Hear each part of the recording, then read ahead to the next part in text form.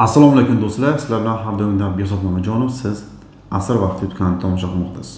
Aziz do'stlar, bugungi sizlar bilan gaplashib o'tmoqchi bo'lgan temamiz reyestr. Reyestrga nima sababdan tushib qolibdi va reyestr sababli 2060-yilgacha deport bo'lgan odamlar bor. Qanday chiqarsa bo'ladi? Bu holatda nima qilish kerak? O'zimiz bilgan narsalarni sizlarga tushuntirib berishga harakat qilaman. Videoni ko'rishdan oldin like bosing, kanalga obuna bo'ling va izohlarda o'z fikringizni yozib qoldiring. Rossiyadan O'zbekistonga pul o'tkazmalari, shuningdek Kirgiziston, Tojikiston, Ozarbayjon va Turkiyaga tez va qulay. Yaqinlaringiz Mir privilegiya ilovasi orqali so'mda kartalarga yoki ofislarda naqd pul ko'rinishida qabul qilishi mumkin. Komissiyasiz, qulay kurs har qanday bank kartasidan o'tkazma qilish mumkin. 2024 promokodini ishlating va yanada ko'proq foyda oling. Mir privilegiya banki. Eng yaxshisi faqat siz uchun. Bundan chamasi bir oy oldin bir inson reyestr masalasida bizga murojaat qilgan edi. Reyestrni ochsa bo'ladimi yoki qanaqa qilsak bo'ladi deb. Biz o'zimizning qo'limizdan kelgancha maslahat berib tushuntirib yubordik.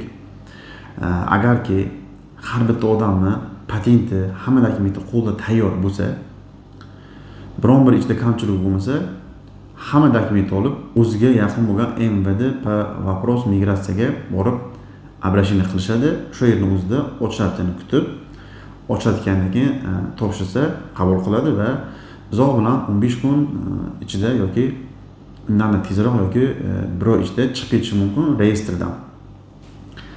Reyestrga nima sababdan bizni vatandoshlarimiz tushib qolibdi?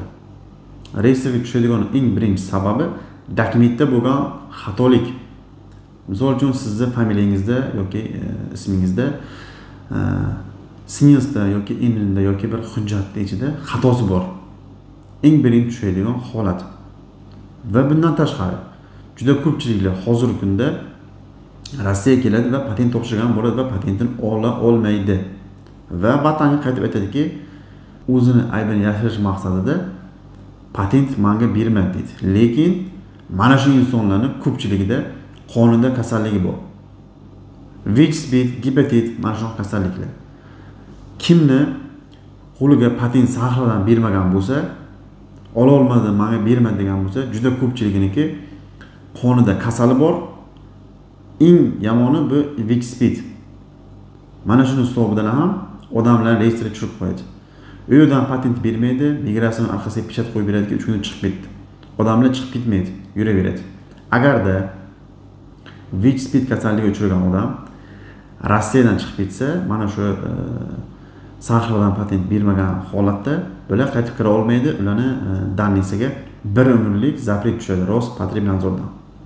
Mana shular ham reyestrga tushadi. Va bundan tashqari oldin dokumentsiz yurgan, hozirgi kunda prost chegara chiqib yuraman degan odamlar ham reyestrga tushib qolibdi ikkinchi marta chegara chiqqandan keyin. Agar sizlarda ham mana shunday holat bo'lgan bo'lsa, agar kommentariyada yozinglar. Sizlarda qanday bo'lyapti? Va reyestrga tushgandan keyin ba'zi birlar o'zicha o'zi o'ylab, chegara chiqishdan yaxshi o'tadi deb o'ylab, chegaraga chiqib kelyapti. Ba'zi bir insonlarni men qo'limda ko'rganman bu narsani. Avgust oylari edi. Chegaraga chiqib keldi. Imенно shu chegaradan kelgan do'stlarimiz xizmat qilgan videoga borgan edik. Soобщение kelyapti-ki, siz reyestrdan chiqib ketingiz deyapti. Bu eng oddiy holati. Lekin ancha vaqtdan beri biz dokument yurgan, shtraflar ko'payib ketgan odamlar bor. Ular reyestrga tushdimi, chegaradan chiqqandan keyin qaytarib kirgizmaslik ham mumkin. 1999-yilda tug'ilgan Tojikiston fuqarosi reyestr masalasida обращаться qilgan edi va o'zicha o'zi chegaraga ketgan. Kimning gapiga kirganini aniq bilmayman. Imенно reyestrni tekshirgan odam aytibdi-ki, mana shu odam reyestrdan chiqib ketdi, ko'rgin deyapti. Telefon qilsam agar bu bala уже deport bo'lib ketdi 2060-yilgacha. Mana ekranga qo'yib qo'yaman dannisini va birinchi kommentariyada Telegram bo'ladi. Telegram bo'lsalaring, Telegramda mana shu qog'ozda hammasi turibdi. Kirib ko'rishlaring mumkin, ishonch hosil qilishlaring mumkin. Bu bola chegara chiqqan vaqtda Facebook tomonidan 2060-yilgacha deport qilindi va agar Rossiya territoriyasiga noqonuniy kirib keladigan bo'lsa, agar 322-nezakoniy migratsiya bilan qamalish mumkinligi to'g'risida ham shu qog'ozda yozib o'tgan. Siz agar reyestrga chiqib qolgan bo'lsangiz, hamma hujjat joyida bo'lsa, o'ziga yoqib bo'lgan MVDga обращаться qiling. Yana bir marta aytdim sizga. Agar dokumentingiz joyida bo'lmasa, kimnidir gapiga kirib prosta borsangiz, sizni migratsion arqasiga pechat qo'yib beradiki, 3 kunda chiqib ketsin deb. Reyestrga tushganlar agar o'zini xohish bilan chiqib ketib, ancha vaqtdan keyin kirib kelsa bo'ladimi? Ular kirib kelsa bo'la oladi. Lekin bu aynan 2060-yilgacha deport bo'lgan fuqaro to'g'risida birorma deyish qiyin, chunki qaysi bir dokument sababli uni deport qilgan hech kim bilmaydi. Lekin hozirdan moment u reyestrda yo'q.